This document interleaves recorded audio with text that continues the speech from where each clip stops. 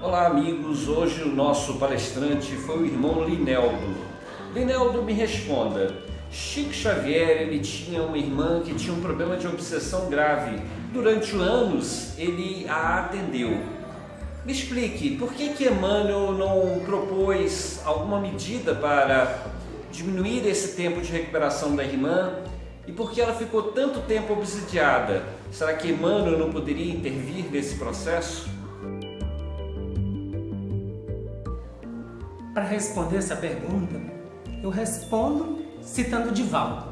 Divaldo teve uma irmã que desencarnou através do suicídio. E ela nasceu e foi amparada por ele, na Casa do Caminho. Ele falava que ela era muito feia. E nesse processo, ela veio a desencarnar muito jovem. Ela desencarnou, parece que com 8 anos de idade. Foi atendida por Divaldo, muito feia, como ele mesmo fala, e ela passava por tribulações no corpo físico.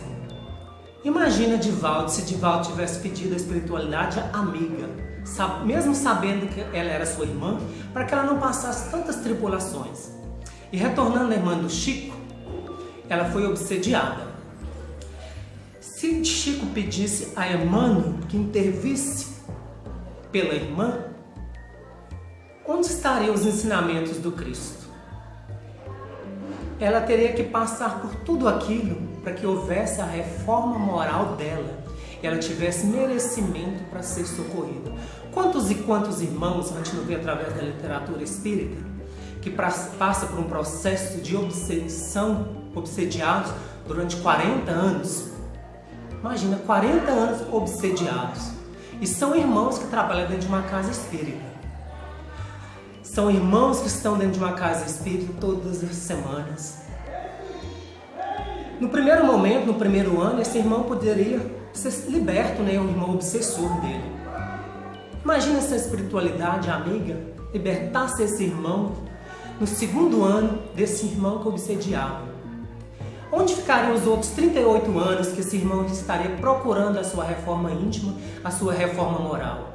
Então, todo o processo de transformação ele tem que partir da gente. Ele não tem que partir de formas externas. Por isso que Chico, eu acho que não pediu a Emmanuel que ajudasse a sua irmã.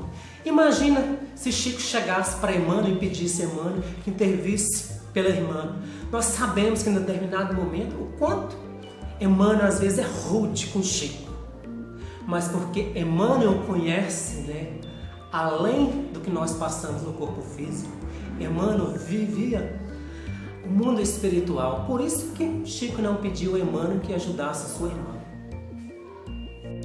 Jesus é o modelo e guia da humanidade.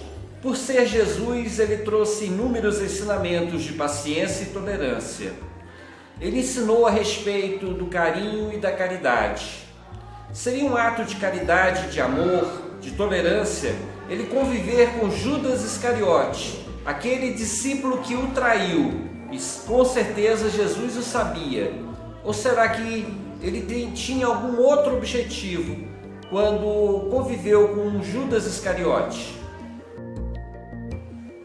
Eu li um determinado livro da literatura espírita que fala que Jesus foi o maior recrutador que já teve. Ele recrutou os seus discípulos não só no planeta Terra, mas eles foram recrutados primeiramente no mundo espiritual. Todos reencarnaram. Jesus sabia a capacidade de cada um deles.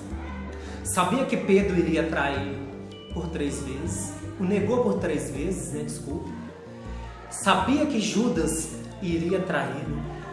Mas de que forma Judas traiu Jesus? Judas não é um espírito malévolo.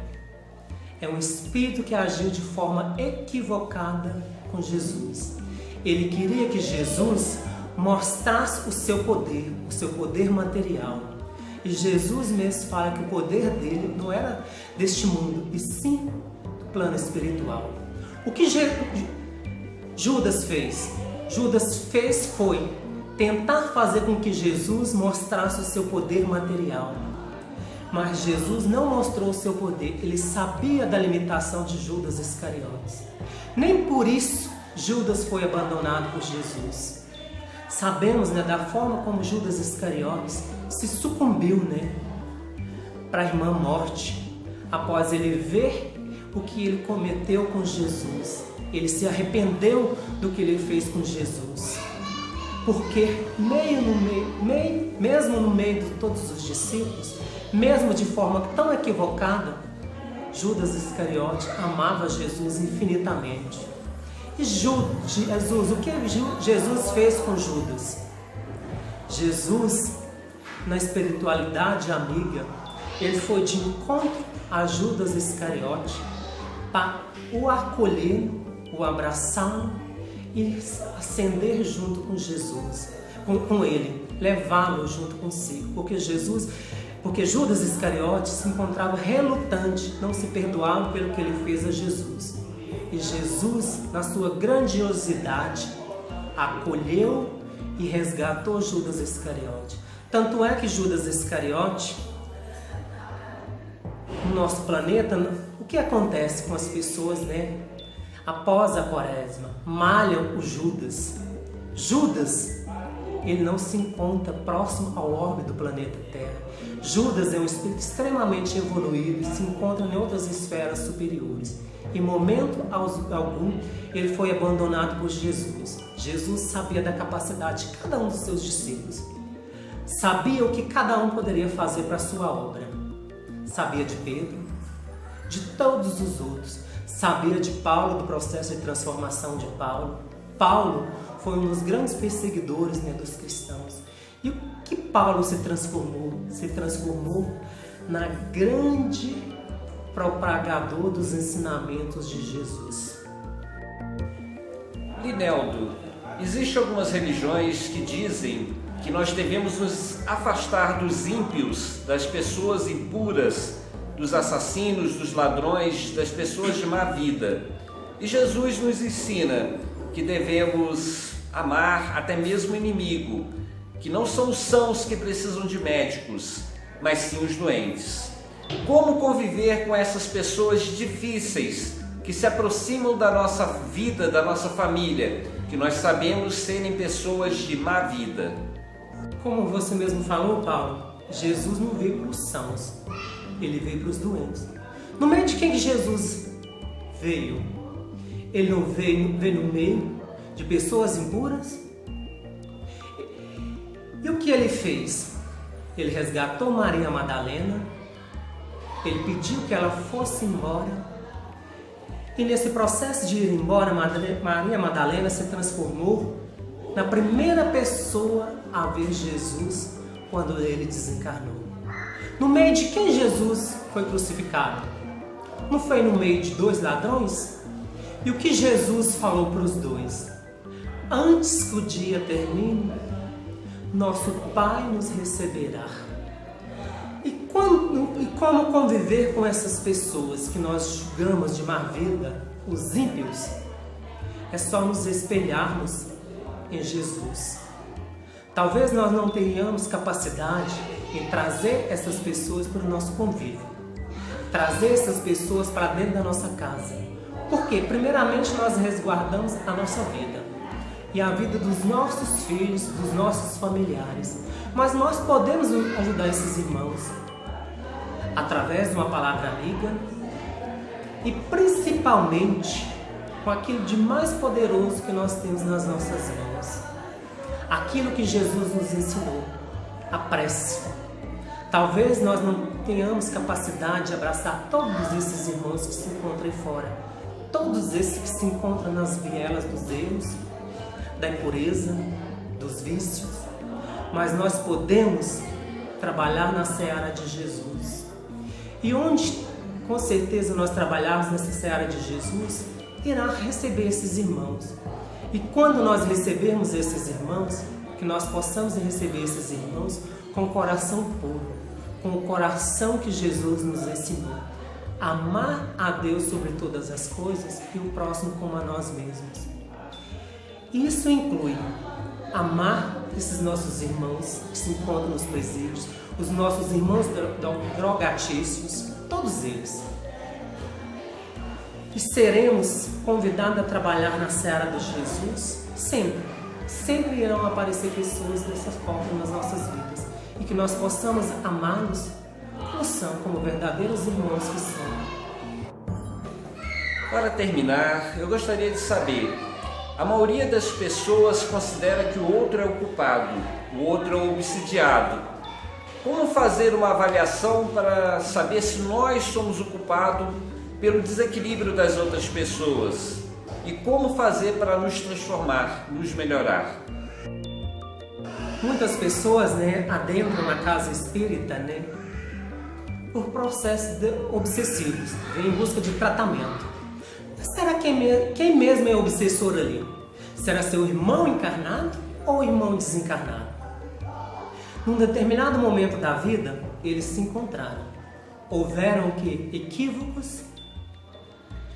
Partiram nessa vida os dois, se encontraram na espiritualidade. Provavelmente não houve o perdão. Um reencarnou e o outro continua ainda na erradicidade. E acaba num determinado momento da vida se encontrando. Se encontrando um encarnado e o outro desencarnado. Mas realmente, será quem é o obsessor? Será seu irmão que se encontra encarnado ou o irmão que se encontra desencarnado? Todos os dois irmãos erraram. Cabe a eles, primeiramente, o que se encontra no plano físico da vida, buscar se melhorar.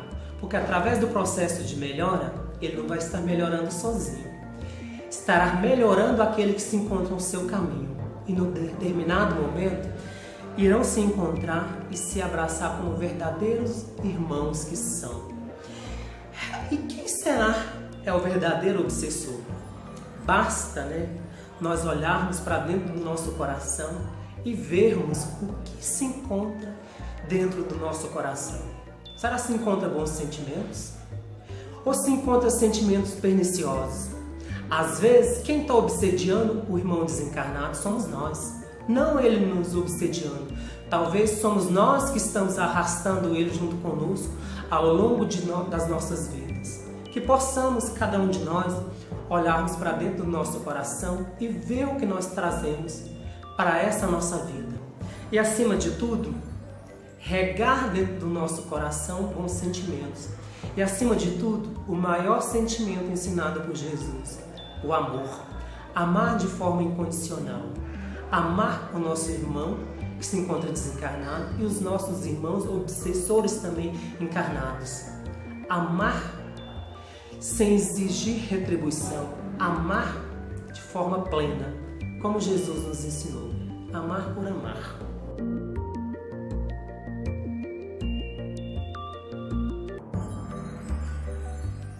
Muito obrigado, que Deus abençoe a todos nós.